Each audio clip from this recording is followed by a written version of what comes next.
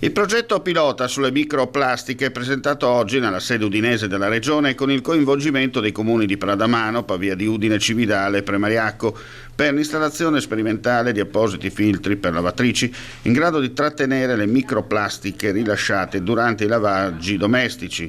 Il consigliere regionale Mauro Di Bert, capogruppo di Federica Presidente, definisce la proposta un'applicazione concreta del principio di sussidiarietà perché nasce dal basso, dall'impegno diretto delle amministrazioni locali, con l'obiettivo di raccogliere dati utili anche in vista dei prossimi sviluppi della normativa europea. Esperimento che giustamente parte dal basso e questo fa molto piacere, vedere questi 4 comuni che insieme mettono vicino 10.000 persone e tutte le famiglie hanno almeno una lavatrice, perché il progetto consisterà nel mettere un filtro alla lavatrice che intercetterà e bloccherà l'emissione per buona parte di queste microfibre.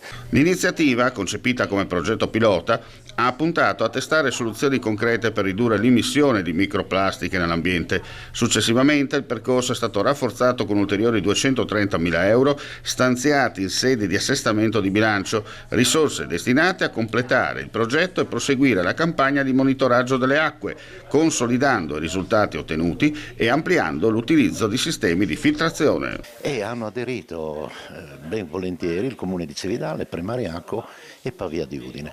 Quindi oggi lo presentiamo perché Pradamano è già partito col progetto e quindi l'iter è già partito e quello sarà proprio il punto di partenza anche per altri comuni. Ci auguriamo che la finanziaria prossima, l'assestamento, l'assessore Scocimaro ci dia anche lui il suo supporto proprio per concretizzare con le risorse che servono a disposizione.